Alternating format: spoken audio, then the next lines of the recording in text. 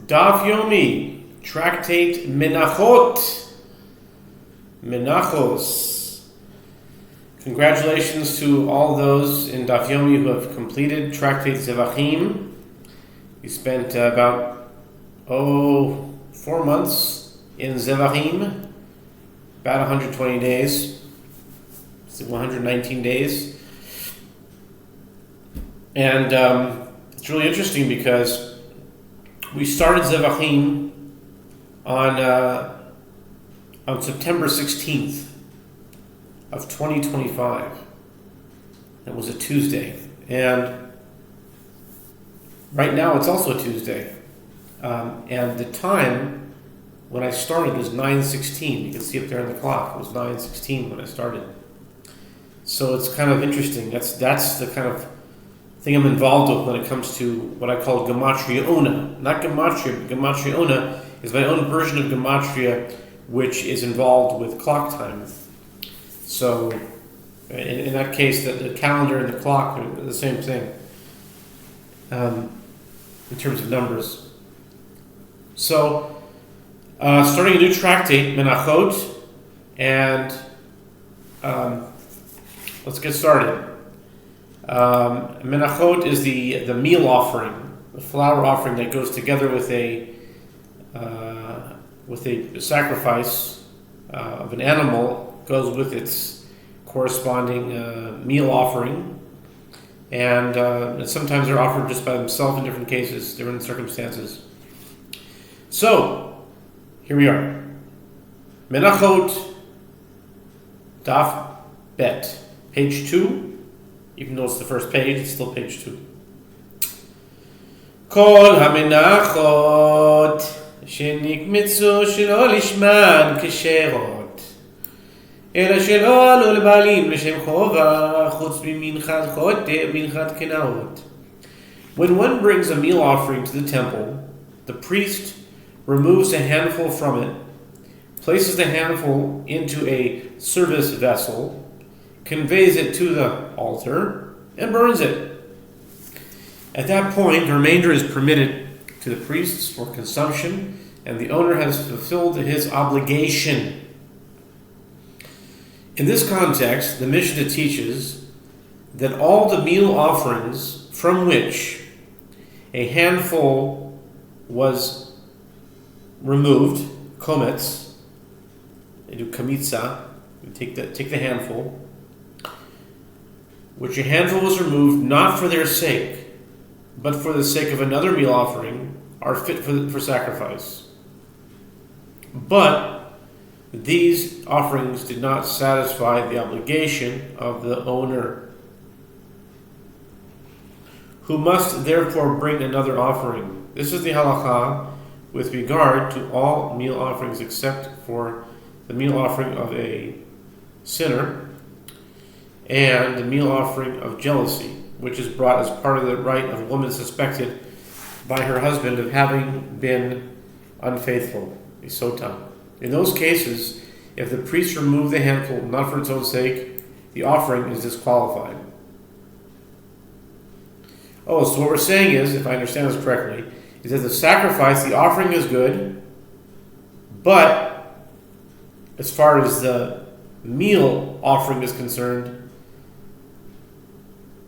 then the person didn't satisfy his obligation.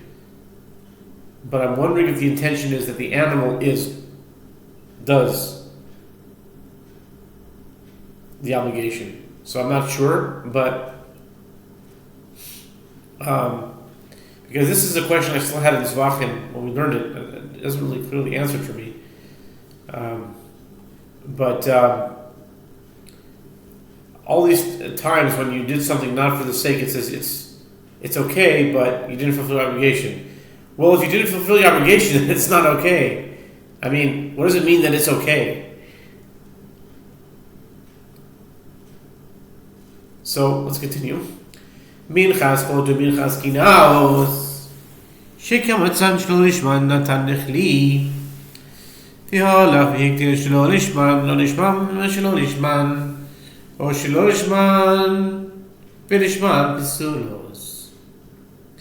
With regard to the meal offering of a sinner and the meal offering of jealousy, from which the priest removed a handful not for their sake, or where he placed a handful from them in a vessel, or conveyed a handful to the altar, or burned the handful on the altar not for their sake, or for their sake and not for their sake, or not for their sake and for their sake, they are disqualified. Ketzad shelo lishman v'shelo lishman, or ketzad lishman v'shelo lishman, l'shem yinchas loten, l'shem yinchas nidav v'shelo lishman v'lishman, l'shem yinchas nidav v'shem yinchas loten.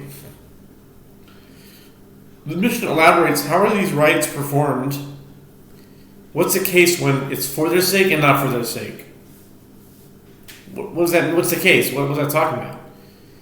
So it explains, it says, it is in a case where one removed the handful with two intentions, for the sake of the meal offering of a sinner, and for the sake of a voluntary meal offering. How are these rites performed? Not for their sake and for their sake. It is in a case where one removed the handful with two intentions, for the sake of a voluntary meal offering, and for the sake of the meal offering of a sinner. That's the Mishnah. Let's continue on to the Talmud. Zog de'en v'talmud, lama li l'misne elam, v'lisni v'lo anu l'bali m'shem choivan.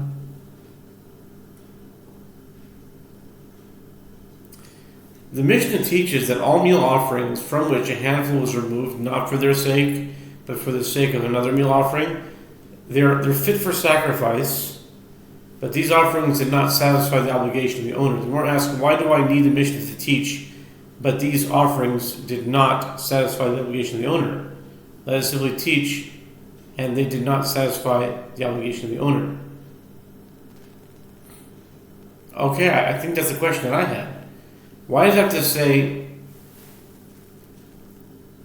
it says, they're kosher, Ella, why can't I just say, if it does, they didn't, Shalom Alubam Shem Kova? Why did it say they're kosher? What does kosher mean?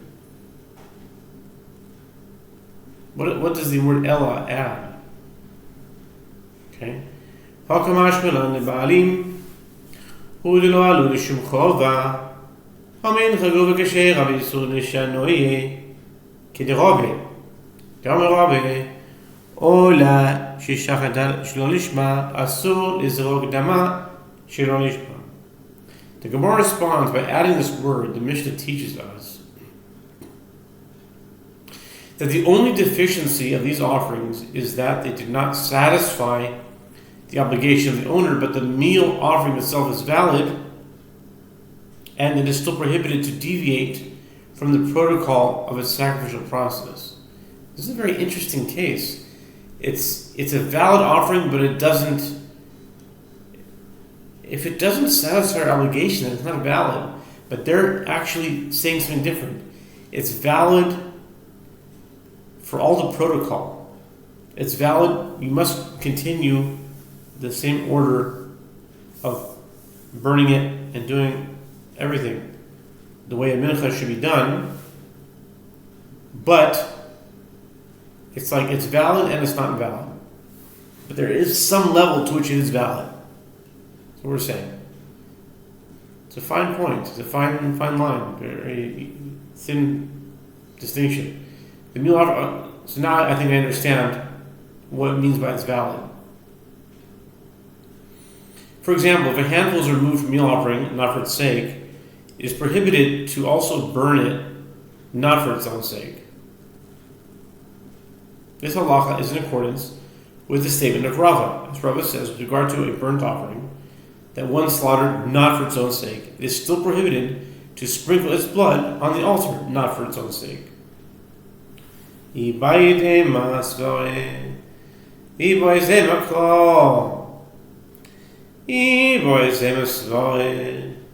Mishum Mishane Ba Korhani.